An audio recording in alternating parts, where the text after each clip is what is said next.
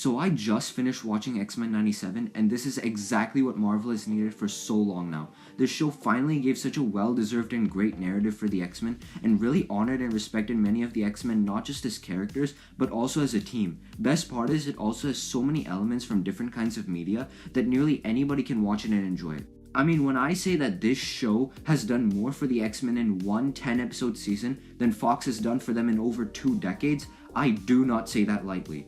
This show, in my opinion, is possibly one of the best pieces of X-Men media outside of the comics that we have ever gotten. Like, ever. Because it understands so many of the X-Men so damn well, and in a way that I didn't even think was possible. I mean, there's so much that's great with this show. The animation, the plot, the characters, and among other things, a considerable amount of it is written like a true love letter to the original 90s cartoon. The show is finally something that isn't part of the MCU and instead stands on its own 2 legs apart from the cinematic universe, with a firm belief in what it has to say and wants to show. The X-Men have to face a world that's begun to take back their acceptance for them, and amidst that, Magneto has now become the leader of the team due to Professor X signing over everything of his to him.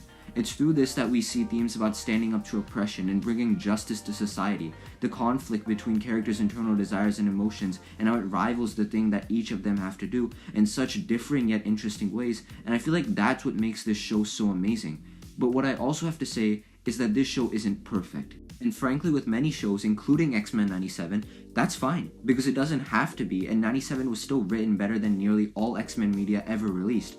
But there's just some things in the show that I still feel hold it back from being perfect, and in my opinion are way too unnoticed for how prominent they are.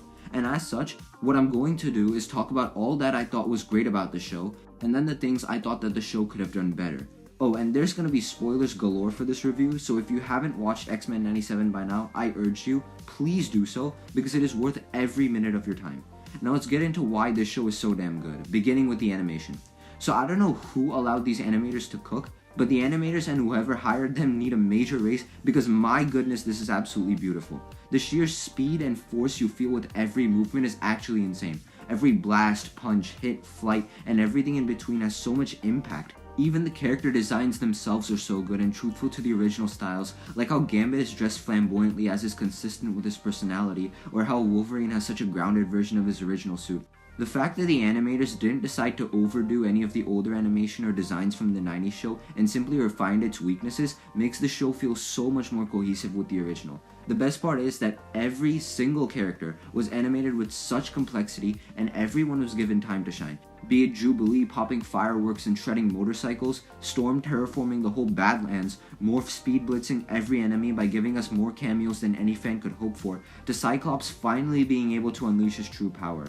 And I have to speak on Cyclops in particular because just like everyone else, his animation is done in a way that really gives his combat substance. The way he uses his beams to maneuver through hordes of enemies and letting loose with such power through each of his optic blasts, whose intensity you can feel literally through the screen, is awesome. Every combat sequence was also so well executed on its own with regards to the attacks and obstacles each of the characters came across. From the Goblin Queen battle having so much fidelity with every frame, properly showcasing how much chaos a psychic battle between Jean and Madeline would create, to the traversal and enemy diversion the team had to pull off in the Dante's Inferno hellscape. And what also didn't lack was that every one of the settings and sequences in the show had so much scale. From the grounded and 90s-esque retro arcade world of Mojo that Jubilee and Sunspot enter, to showing us in such a worrying manner of what's come upon Genosha from overlooking human eyes. And as a result, the show never once glosses over letting us feel the scope of the world and how mutants and heroes play into it. Speaking of the heroes, let's also talk about how this show integrates itself as a continuation of X-Men 92 and its connection to the greater 90s universe.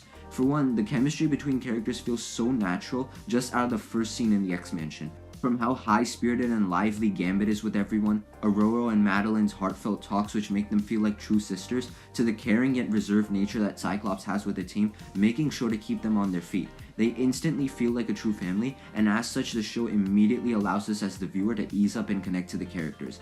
And let's not forget how the screenwriters made sure to get everyone here. I mean, who would have guessed we were going to get a show with the X-Men, the Avengers, my boy Peter, Daredevil, Black Panther, the X-Force, Doctor Doom, and even the Silver Samurai of all people. The fact that the writers have brought so many of these characters from our childhood iterations back, even if it is just in animation and not voice, and gives me hope that maybe some stuff like Spider-Man 98 and a whole revival of the greater 90s Marvel Universe can happen, and that too hopefully under great writers as well.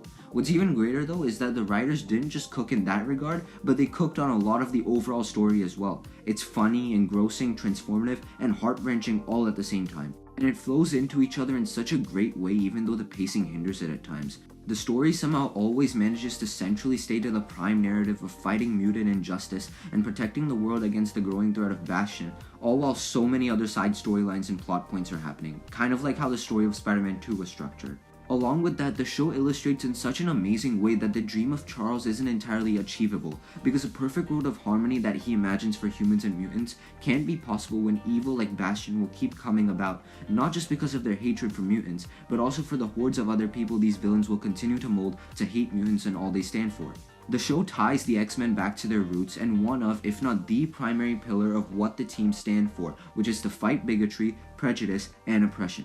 That too not just fighting for what is happening against them as mutants, but for the whole world alongside them. The X-Men have always shown us since their earliest iterations that being different isn't always bad, and to see this show take such a strong stand to bring the X-Men back to their grounded values and giving true reason to why they fight is phenomenal.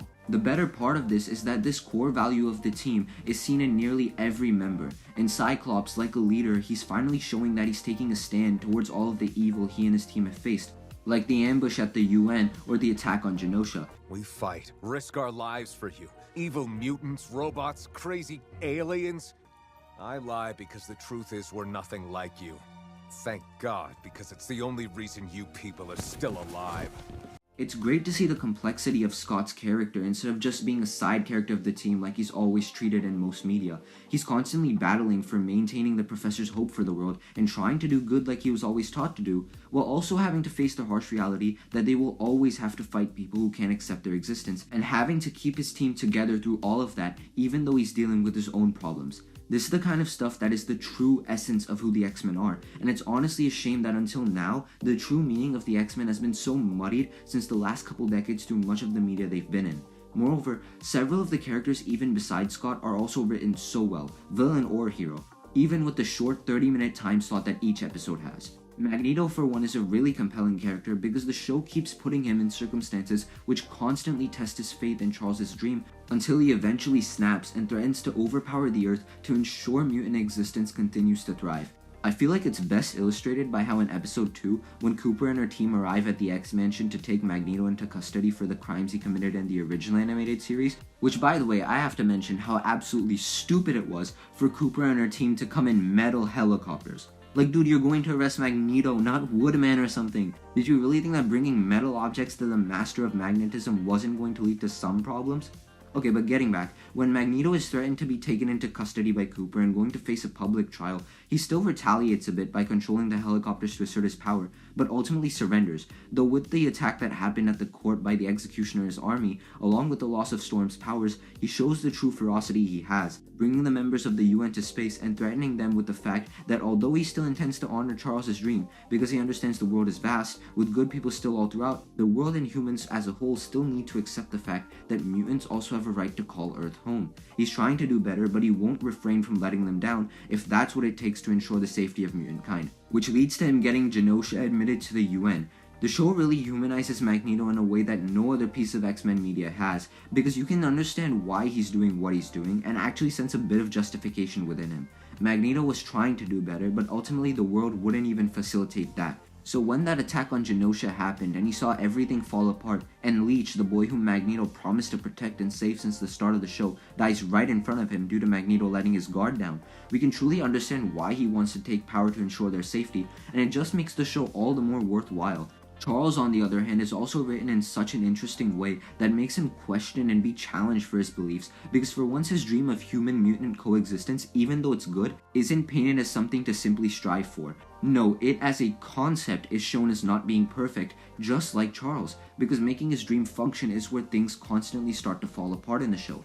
Both Charles and Eric are written in such ways that gives reasons for defending their ideologies, while also dealing with the repercussions of believing in one another. Moving on to the others, Jubilee for one is also written like an actual teenager. Even when she's trying to seriously mentor Roberto, she still retains her bubbly personality and also gets pretty emotional at a lot of the situations that happen to her, like the dismissal she faces from Magneto or the meeting she has with her future self. She shows justified aggression towards Roberto's mom when she subtly tries to bash mutants, but even then is mad at Roberto for choosing Magneto's side. The writers show in such a perfect way that Jubilee also is fighting for mutant-human coexistence as well, yet she doesn't want to stray away from Xavier's path of righteousness that she's been taught, which is pretty much exactly what Bastion has developed the opposite of, which is just such a nice touch. Her own episode was also so fantastic, from the insane bike animation to the kind of emotional bonding that she and Roberto developed through Jubilee learning to let go of living without risk and embracing the love and hope that the real world has to offer. It's absolutely perfect. Nightcrawler as well was one of my underdog favorite characters of the series because there was not one moment in the show where he didn't put a smile on my face while watching. During that Gambit funeral scene, the sincerity that was shown on his face as he paid his respects was so damn heartbreaking, and his care for Rogue as siblings of sort was also very sweet. The writers remembered what makes Kurt Nightcrawler, that he's the caring, funny, swashbuckling soul of the team, and it's such writing that makes you connect with so many of these characters even if they have 15 minutes or even less of total screen time.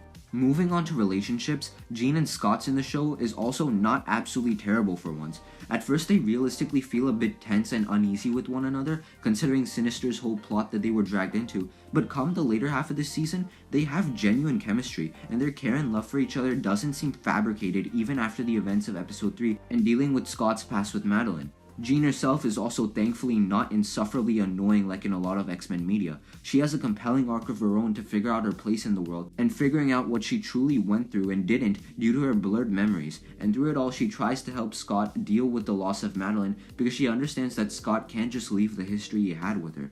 The love both Jean and Scott have for each other isn't forgotten, and it feels genuine, even with the distant past they share with each other. Come to a different character, Wolverine was honestly also such gold in this show, even with the significantly less prominence he had. He was a total badass, comedically snarky, and angry as always. But what I really liked was that unlike how the Fox franchise constantly made Logan a more rude and distant character for most of the X-Men, and didn't necessarily have the greatest empathetic compass at all times, this version of Logan is spot on in making him be perceived as more human and compassionate for the entire team, and those around him like he's always been, even through hardship. Honestly, one of the scenes where I feel like this was best shown was when Logan was observing Jean's memories with her and she kissed him. Here, Logan could have easily gotten with Jean, but he chose not to. He understands that Jean and Scott are made for each other and that she and him are simply meant to be friends. Even though he's still kind of a simp in the show, he knows better and has emotional maturity to not allow himself to have her. Morph is also another highlight character for me, and their love for Logan and more specifically the bromance they share is so great. Morph and Logan have always been close ever since Sinister first hurt them in X-Men 92, and Logan never left Morph's side since then. As such, when Logan is dying, through an act of Morph's selfless friendship, they become Jean and tell him that she loves him, to give Logan the strength to persevere in his fight. Now frankly, I can't tell for sure if Morph has a romantic love for Logan or not, and I guess we'll find out by season 2, but the one thing that is for sure is that their friendship was one of the most genuinely pure and heartwarming things in the entire series. Another amazing relationship in this show was of Storm and Forge, and both of them were done absolute justice. The entire setup from the second episode to near the end where Storm had lost her powers and her purpose as a result, and having to encounter that kind of reality was so well done. She and Forge bonding with one another through all of it was also surprisingly natural. Even though them getting together felt fast, it didn't feel out of character, especially considering what the two of them were going through. Storm in particular though had such a fantastic arc of first not considering herself an X-Men and thinking that all that made her one was her powers that she had when she lost them, to then literally facing her demons, doubts, and insecurities, and finally realizing that only she was holding herself back because she truly believed that she lost all that made her an X-Men in the first place. That realization allowing her to finally gain her powers back, and knowing that nothing can stop her from being part of the team and a hero as long as she stands strong, gives great reason for the upgrade she got for the season finale, and in general is flawlessly executed. And so to sum up this section of the video, the show is shockingly well done, and a ton of the writing, animation, score, many of the interpersonal relationships between characters, and much, much more. And really is a step in the right direction for what we as X-Men fans needed for so long. But pulling back the curtain and looking at the show in retrospect is important as well, because in my opinion, that's when the flaws of the show has start to appear, and we can see that X-Men 97 isn't absolutely perfect. So before I start, I want to say that just because I'm giving my criticisms here doesn't mean that I want you to not like the show. If you enjoy X-Men 97 through and through, that's amazing, and I don't want to take that from you. Here I'm just delving into the things that I personally find wrong with the show, and why I think that this show still is an absolute peak X-Men, and why I think that there's still room for improvement in the show going forward. So first and foremost, I have to talk about the pacing, because it is so rushed. Like in most of the shows, you can at least feel some semblance of a pace, but in this show, there's just no real consistent pace at all. In some instances, the show moves so confusingly with some storylines, having too much time spent on them, and some storylines so fast that you honestly feel like you just skipped a couple scenes because of how abrupt everything has now become. I think the prime example of this is when Rogue and Sunspot betray the team, and like within the next episode, they immediately walk back on that like nothing happened. Now, if the two join Magneto in the 8th episode, and then in episode 9 spent some time reflecting on their choice and felt guilt, which eventually made them regret joining Magneto and would influence them to rejoin the X-Men in episode 10, I could get behind that, because it feels much more real than one interaction with some members of the team that immediately makes them do a 180 and backtrack on what they did. Another place of this issue was with the whole Goblin Queen arc, because I mean in the comics that is a very long storyline, so it deserved at least 3 episodes in the actual show to really feel its impact. But what happened was they did the creation, build-up, climax, and falling action of this entire plot into just 1 episode, and it just resulted in me not caring that much about it. I mean, don't get me wrong, the episodes still looked great, but the entire Goblin Queen storyline felt so underbaked that it deserved more time to really have some genuine stakes applied to it, so it would actually have affected us as a viewer more, rather than giving it all to us in just one go, be it from when Madeline got mind controlled all the way to when Nathan was infected. Speaking of, it really did bother me that they killed off Madeline so soon. I mean, her story really should have lasted all season, but instead she just died instantly in episode 5 without ever getting a time to really shine in the future plot in the show. And that's just insane to me, because I really hope it's clear just how important Madeline is as a person to the X-Men, even in the original cartoon. Because keep in mind, Sinister swapped Madeline and Jean at an unknown point in time, but most likely for a while now, meaning that the Jean we saw for a long period in X-Men 92 was Madeline herself. She's been there when the team had to face the worst of Magneto, Days of Future Past, the Phalanx Covenant, and more, not to mention her growing relationship with Cyclops and the heartbreak that she and the whole team went through when Charles first departed from the team. Her character has had such a legacy in the 90s Marvel Universe, and just killing her off like this feels so wrong, because unless she's revived in a future season, she'll just be a fleeting memory, that although I'm happy is shown that Scott cherishes, just feels like a letdown of what her character could have been. Talking on her counterpart, Jean is where it gets even more messy, because where I do like her character in the show, she's just that much more weirdly complex. I think the scene that shows this the most is again the scene where Jean kisses Logan, because what she put plainly and simply is doing here is cheating on Scott. And the thing is, although Wolverine has done so well in the scene, Jean just completely fails, because just like nearly every piece of X-Men media, it just seems like she has no true love for Scott to begin with. And this scene just left a weird feeling, because in the show, Jean and Scott's relationship is so perfectly written, besides this one scene, that to some level, this scene just feels like it was showing that Jean was settling for second best or something of the sort with Scott, just because she couldn't get Logan. I think what makes this worse is that afterwards she goes full on hypocrite, because when she sees Scott with Madeline and starts bashing him for cheating on her, she literally did the exact same thing. Meanwhile, even when Scott did do it, he was doing it with the mother of his child, a woman he's known for the better part of his adult life, and an exact clone of Jean who acts just like her, whereas Jean was doing it with a guy who for all intents and purposes despises Scott. Moving on to the next character though, when we look at Rogue, in my opinion, she was probably done the worst here.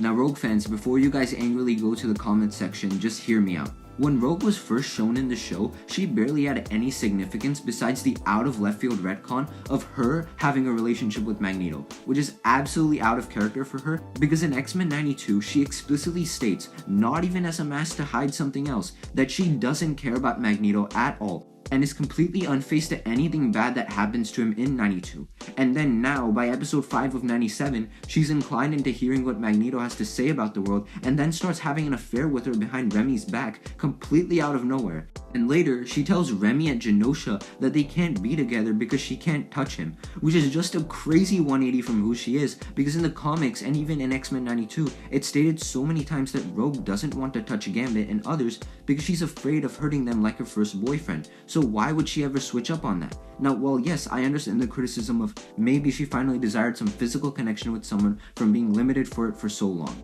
that still completely misses the point, because Rogue had basically made peace with this in the original show, and that's what made her so lovable in the original series, that even with this obstacle, her love for Remy and her family always shined through. But here, they just completely backtrack on that, because suddenly Rogue's middle-aged teacher ex, who was never present as a partner to Rogue ever before in 97 or 92, is back. Which, by the way, is so damn weird. Like, Magneto literally has children of his own who are Rogue's age, and it just makes him so creepy and weird to have a relationship with her. But getting back, now he's returned and she just instantly has a desire to be with him, even though like 15 minutes ago she just said that her relationship with him is long over and never happening again.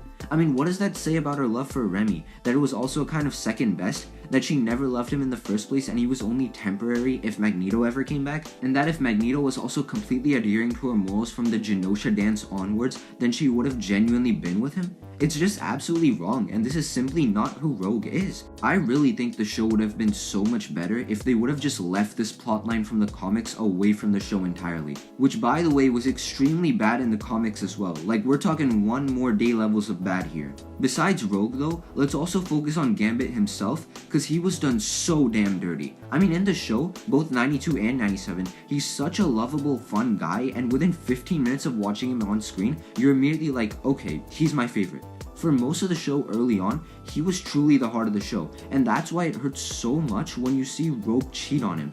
Gambit was loyal to a woman he could never even touch, only to have her choose another, and it's clear he deserves significantly better than her and what the writers wrote for him. But I think what's worse is that he allows this to happen. She's cheating on him and Gambit for some reason just goes along with it, and I just absolutely lost my mind at that because that's not who Gambit is. He's a kinetically powered badass who fights for those whom he loves with his life, but he's also someone with self-respect. Remy as a person loves Rogue with his heart, but it doesn't mean he'll just let someone treat him like trash and be fine with it. And while the show does showcase this somewhat during episode 5, with him rejecting Rogue and finally somewhat respecting himself, he's still reminiscing over her, and even more so it's already too late because he's already had a straight up character destruction prior to him letting Rogue have an affair. So what's even the point then? Because even though they gave Remy the amazingly fantastic send-off of destroying the Sentinel, proving himself not a scoundrel but instead a true hero like Charles said, and practically saving Genosha at the cost of his life, in turn giving him one of the most gut-wrenchingly perfect deaths in the show, 97 still made him into someone he's literally not, due to what happened with him and Rogue prior in the season, as I said. So frankly, I can only wish that in the next season they do him some deserved justice. As for Magneto's plan to terraform the world into a mutant empire, although it made sense as to why Magneto was doing it, both Roberto and Rogue joining him felt really off. Roberto, for one, joining Magneto's uprising didn't really sit right, because for one, his acceptance into his family and learning in reality how conditional it all is after being betrayed by his own mom does make sense into making him a more disgruntled and angered person towards enemies of mutant kind, but for him to just up and join Magneto like this seems absurd, especially considering how much time he'd been spending with Jubilee prior and learning the essence and meaning of what the X-Men stand for. It just kinda makes him feel like he didn't understand the situation and the stakes and challenges that came with being an X-Men. And granted, he is still new to the team, but after 10 episodes of build-up from him accepting the team as a family, to even going as far as to help them in the ultimate mission to revert control from Magneto before the world is completely doomed, felt kinda pointless, because he just turned like all that he learned had no meaning. That too with not enough newly built reasoning to make it believable that he would turn.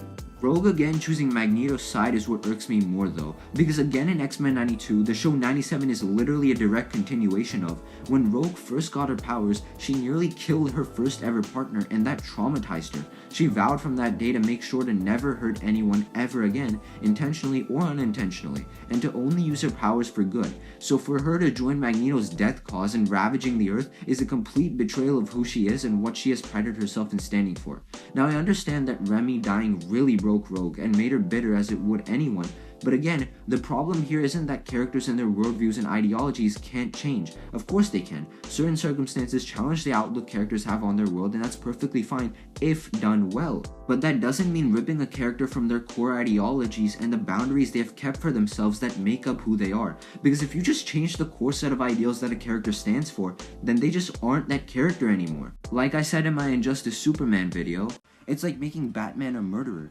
or making Spider-Man irresponsible and corrupt. It just doesn't work.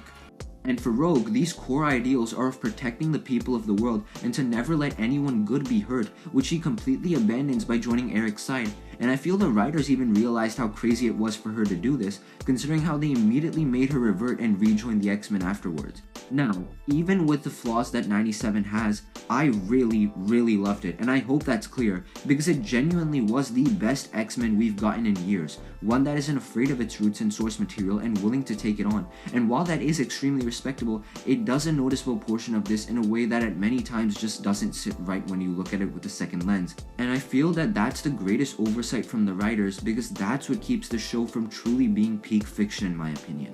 Though I have immense faith in the show's future and where it's going to go, because it seems that in a general sense the people on board for 97 have the right idea of where to take it. Season 2 does seem like it's shaping up with a lot more stakes to it, with the reintroduction of Apocalypse and more, so I just hope that the writers really take this time to see what flaws exist and why they do, refine their craft, and take the room for improvement they have and build upon it. Because 97 does have a genuine spark to it, and I really do hope that it doesn't burn out.